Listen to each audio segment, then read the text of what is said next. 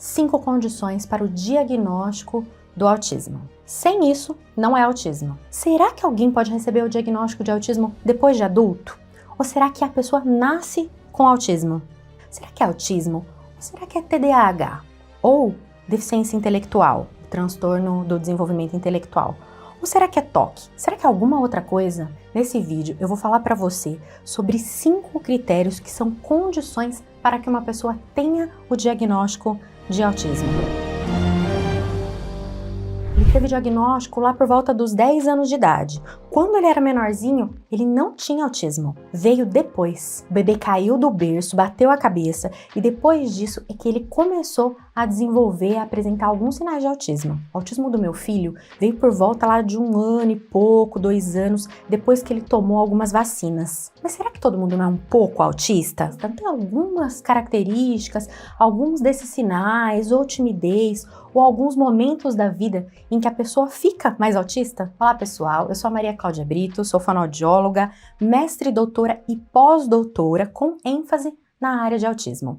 Existem 5 critérios que precisam ser preenchidos, que precisam estar ali presentes para que a pessoa receba o diagnóstico de autismo. Em 1943, Leo Kanner publicou um estudo onde ele falava sobre 11 crianças com características muito específicas, descrevendo ali o que hoje nós chamamos de transtorno do espectro do autismo. Tem alguns relatos de um pouco antes, mas eu vou começar aqui falando para vocês de uma publicação de Hans Asperger, que foi ali em 1944, a mais conhecida, que também já apresentava características similares àquelas que Leo Kanner descreveu. A partir do estudo de Hans Asperger se originou aí o nome Síndrome de Asperger, anteriormente utilizado. Nós vamos falar aqui a partir da literatura mais atualizada, então CID-11, publicada em 2022, e DSM-5, revisado também, publicado em 2022. Nesses manuais é utilizado o termo transtorno do espectro do autismo. Então não é mais utilizado apenas o termo autismo, ou transtorno global do desenvolvimento, ou transtorno invasivo do desenvolvimento, ou transtorno abrangente do desenvolvimento, síndrome de Asperger, autismo atípico e outros nomes que eram anteriormente utilizados. Então nós temos TEA nível 1, 2 e 3 de suporte. A primeira condição para que uma pessoa receba o diagnóstico de transtorno do espectro do autismo é ter déficits na comunicação e interação social.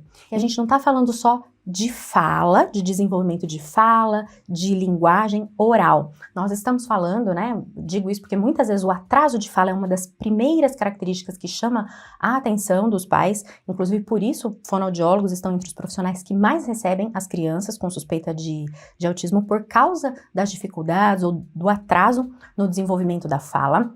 Nós estamos falando de algo que vai além da comunicação social. Então, a fala pode ou não estar presente, pode ou não haver um atraso, mas sempre haverá um atraso da linguagem, da comunicação social, de habilidades pragmáticas de linguagem. Aí estão incluídas características como dificuldade no contato visual, na interação social, na atenção compartilhada, em compartilhar interesses.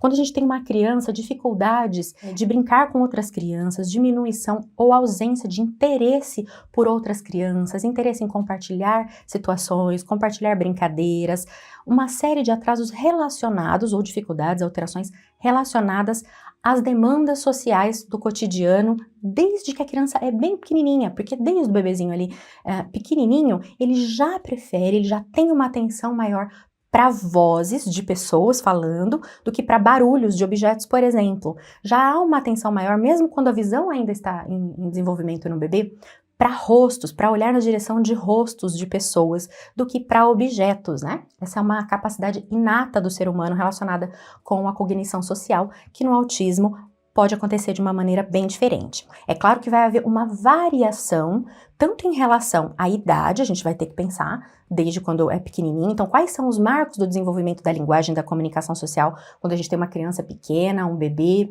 e, por exemplo, quando eu tenho uma criança de 7 anos, de 10 anos, um adolescente de 15 anos, qual é já o nível de desempenho de comunicação social, interações sociais, habilidades sociais que se espera até a vida adulta. E a outra variação muito importante que a gente vai precisar ter em mente é em relação ao espectro de características. Então vai haver uma variação grande. Eu vou ter desde pessoas que não conseguem ter uma iniciativa de comunicação, até outras que não conseguem sequer responder. Eu posso ter pessoas que têm dificuldades em manter o contato visual, mas ter pessoas que sequer não conseguem fazer o contato visual. Pode haver pessoas que têm uma deficiência intelectual importante associada, ou eu posso ter pessoas com uma excelente capacidade cognitiva, mas todas elas precisam ter alteração na comunicação social. Se não houver algum prejuízo nessa área, não é autismo. A segunda condição se caracteriza por comportamentos, interesses e atividades restritos, fixos ou repetitivos.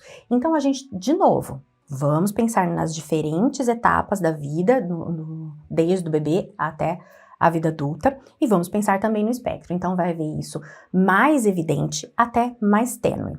O que a gente pode observar? Um apego mesmo, uma necessidade muito grande a rotinas, dificuldades com quebras de rotinas. A gente pode ter comportamento rígido, que é relacionado aí com a flexibilidade cognitiva. Então, a pessoa precisa sempre fazer o mesmo caminho para ir para um determinado lugar. Você está levando a criança para a escola. Se você muda o caminho que você vai fazer, a criança chora, grita, às vezes não quer ir. Ou ela precisa ter uma rotina ali certinho de como vai ser o dia dela. Ela acorda todos os dias, ela levanta, ela quer aquele biscoito, daquele jeito, cortado naquele tamanho, dentro daquele mesmo prato todos os dias, aquela mesma quantidade de leite no copo. Se alguma dessas coisas muda, a criança já tem uma reação que pode parecer uma birra, uma crise, e é por causa dessa flexibilidade cognitiva, porque teve essa quebra ali na rotina. Aí também nós temos comportamentos que são facilmente observados, já são até bastante conhecidos, que são as estereotipias, alguns movimentos corporais. Então a gente pode ter, por exemplo, os movimentos vermiculares com os dedos, movimentos das mãos na frente dos dedos, movimento do corpo que vai para frente e para trás, flapping. Então, uma série de comportamentos que, para uma pessoa que olha de fora, eles não têm um porquê, eles não têm uma função. Mas para a pessoa com autismo tem sim uma função, mesmo que seja exclusivamente autoestimulação. É aí também que entram os hiperfocos, né? Quando às vezes a criança tem um super interesse em uma determinada área. Então eu tive um paciente, um acidente de avião com um legacy, já faz bastante tempo esse caso, mas chamava muita atenção porque ele sabia tudo o que havia acontecido no acidente, ele sabia os nomes de todas as peças do avião, todos os envolvidos, tudo que tinha acontecido. A gente também tem crianças que têm um interesse muito grande por política, crianças que sabem os bordões, as frases que são ditas, os números, tudo relacionado a cada um dos políticos. Crianças com interesse muito grande em insetos, então sabe o nome de todos os insetos, só quer brincar com insetos, fazer desenhos de inseto, ou dinossauros. Por exemplo, uma criança de 5 anos, com dificuldades para responder o nome dos pais, mas ela sabe o nome de todos os dinossauros, também o que cada um come, onde cada um deles vivia e todas as características. Alguns interesses incomuns também por objetos incomuns, por exemplo, pedacinhos de madeira, coisas pequenininhas. Então, às vezes, algo aparentemente não faz nenhum sentido para quem olha de fora. Às vezes, controle remoto, determinados objetos eletrônicos, a criança coleciona, dorme com objetos eletrônicos. Eu já tive paciente que dormia com placas de vídeo que vai dentro do computador, placas que são usadas em robótica, porque tinha muito interesse por essa área. A terceira condição responde a uma pergunta bastante comum entre as famílias, os pais e pessoas aí que ainda não têm conhecimento ou contato com o assunto, que é se esse autismo veio desde que a criança nasceu. É muito comum a gente ouvir relatos dos pais de que o autismo da criança se desenvolveu ao longo do tempo, ou que a criança falava até 1 aninho, 1 ano e meio. Então, o doutor ele falava até 1 ano de idade, ele começou a falar as primeiras palavrinhas, mamãe, dá, ele fazia tchauzinho. Aí, no aniversário de 1 aninho, a gente percebeu que ele deixou de fazer, ele não estava mais fazendo. Ou ali por volta de 1 ano e meio, 2 anos. O que também acontece muitas vezes, os pais vêm falar pra gente, o meu filho fazia tais coisas, ele falava já algumas palavrinhas, já fazia alguns gestos, apontava, fazia um pedido com a mãozinha em direção àquilo que ele queria, e ele parou de fazer depois que ele tomou determinadas vacinas. O que acontece?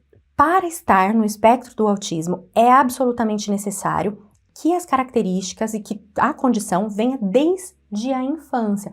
Então a criança não vai nascer sem autismo e por algum motivo, como por exemplo, ou tomar uma vacina, ou cair, bater a cabeça, algo do tipo, desenvolver autismo. O autismo é uma condição inata, é um transtorno do neurodesenvolvimento. Mas, na verdade, a criança tendo recebido o diagnóstico pequenininha, com 2 anos de idade, tendo recebido com 10, seja um adolescente, seja um adulto que recebeu o diagnóstico com 30, 50 anos, é necessário que haja aí as características, o autismo desde a infância, presente desde a infância. E aí, claro, os profissionais, nós temos instrumentos específicos para investigar isso, para investigar a história pregressa, para identificar, mesmo quando a pessoa é adulta, se essas características já estavam presentes desde a infância. Porque aqui nós estamos falando de um transtorno do neurodesenvolvimento, que é uma condição que acompanha a pessoa ao longo da vida. A condição número 4, para que a pessoa receba o diagnóstico de transtorno do espectro do autismo, é que essas características que eu tô falando para você tragam prejuízos para a vida da pessoa, para a vida diária, no cotidiano, seja nas relações sociais com os amigos, seja a relação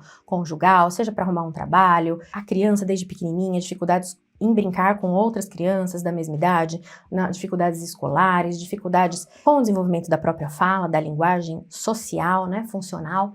Então, como nós falamos anteriormente, há 3 níveis de suporte no TEA, nível 1, nível 2 e nível 3. Isso significa o quê? Que mesmo os casos mais leves, mais tênues, nível 1 de suporte, é necessário que essa pessoa tenha prejuízos na vida ao ponto que ela precise de algum suporte. Se ela não precisa de suporte nenhum, não está causando nenhum tipo de prejuízo, então não se enquadraria aí nos transtornos do espectro do autismo. É claro que aqui a gente precisa ter um olhar bastante cuidadoso. Você não vai, por exemplo, dar um diagnóstico exclusivamente baseado numa lista de sintomas, numa escala qualquer, sem avaliar contextualmente essa pessoa, qual é o contexto, a história de vida, qual é o funcionamento mesmo dessa pessoa no seu cotidiano, né? Como é que ela se comporta nos diferentes contextos, como tudo vem acontecendo na vida dela. Então, a gente sempre precisa levar em consideração. E aí eu quero chamar a atenção de vocês para um aspecto importante. Quando a gente tem o conhecido como autismo leve, que é o TEA nível 1, eu posso ter pessoas com uma excelente capacidade cognitiva, que lê, escreve, um adulto que trabalha, que se casou, etc. E que tem uma série de dificuldades e teve uma série de dificuldades ao longo da vida, mas que ele ainda não entende isso, que ele não compreende. Às vezes ele só se sente diferente, esquisitão, e ele não entende que ele viveu, algumas coisas que ele viveu, algumas dificuldades que ele viveu, são decorrentes das características de autismo. Então, por exemplo, uma festa de família, e aí ele vai nessa festa de família, ele faz um grande esforço para estar ali, para interagir, para conversar, mas ele não se sente totalmente à vontade, aquilo traz um cansaço, ele percebe que ele não se saiu tão bem, às vezes ele não entende as piadas todas que acontecem, às vezes ele não percebe porque que alguém, por exemplo, tá rindo dele, ou porque alguém faz algum comentário ali que ele não entende o que aconteceu, ele percebe que tem alguma coisa, mas ele não sabe exatamente que é por causa das dificuldades sociais específicas do autismo, relacionadas com a teoria da mente, com funções executivas, com a teoria da coerência central. E, por exemplo, no outro dia ele sente uma sobrecarga, um cansaço muito grande, porque ele fez todo aquele esforço para interagir. Mas, às vezes, por não entender tudo isso, não identifica os prejuízos específicos, as dificuldades que isso traz ao longo da vida. Então, veja que a gente vai ter algumas coisas, algumas sutilezas que uma pessoa leiga ou que não tem experiência pode ter dificuldade em identificar que aquilo traz e ajudar a pessoa com autismo a perceber também, quando a gente tem graus mais leves, tem a nível 1, de perceber também esses prejuízos e como lidar com eles. E a condição número 5 é que essas características não podem ser melhor explicadas ou não podem estar acontecendo em decorrência de um atraso global no desenvolvimento ou da deficiência intelectual, que é chamada no DSM-5 de transtorno do desenvolvimento intelectual.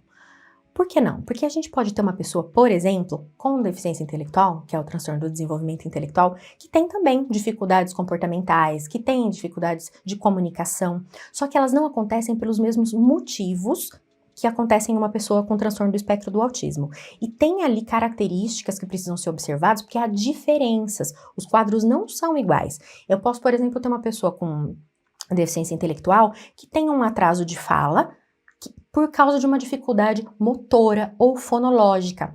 E até social também, mas o motivo dessa dificuldade de não perceber ali as questões sociais é também diferente de como é no espectro do autismo. Mas é importante que você saiba que existe o que a gente chama de diagnóstico diferencial. O que é o diagnóstico diferencial? Tem alguns quadros que são parecidos, que se confundem com o transtorno do espectro do autismo, que podem ser o próprio transtorno da deficiência intelectual, pode ser o TDAH, transtorno de déficit de atenção e hiperatividade, pode ser um mutismo seletivo, até pode ser uma apraxia de fala, embora considero que seja relativamente simples de você distinguir, tá? O profissional que tem experiência, ele consegue distinguir isso com uma certa facilidade, então ter sempre em vista que existe isso que nós chamamos de diagnóstico diferencial. Então, que o autismo pode ser confundido com outras condições, é preciso ser feita uma avaliação detalhada, cuidadosa, para observar se essas características que a gente veio falando aqui ao longo do vídeo e uma série de outras que existem, vou deixar aqui na descrição para vocês vídeos de sinais de autismo em bebês, em crianças, em adultos, para você que quer saber mais sobre isso. Então, essas características, elas não podem ser melhor explicadas por outro transtorno do neurodesenvolvimento, como, por exemplo, a deficiência intelectual. Além disso, eu preciso chamar a sua atenção para um outro aspecto, que são as comorbidades, quando a gente tem uma ou mais condições associadas. Então, eu ainda posso ter autismo associado à deficiência intelectual, posso ter autismo associado a TDAH, autismo associado a TOC. Então, além de poder haver tem só autismo, aí a gente tem autismo que a gente pode confundir aquele quadro com outras condições, a gente também tem os quadros com comorbidades onde há o autismo e outras condições associadas, que podem ser síndromes genéticas, síndromes neurológicas, TDAH, epilepsia, etc. É importantíssimo que essas 5 condições sejam mais bem conhecidas, porque o tratamento tardio, as intervenções tardias, trazem grandes prejuízos para a vida da pessoa com autismo. Então, se você gostou desse vídeo, quer contribuir com outras pessoas que possam estar passando por essas situações, já deixa aqui o seu like para que o YouTube mostre ele para mais pessoas e se inscreve no canal para que você continue recebendo vídeos e novidades atualizadas sobre autismo. Obrigada e até o próximo vídeo.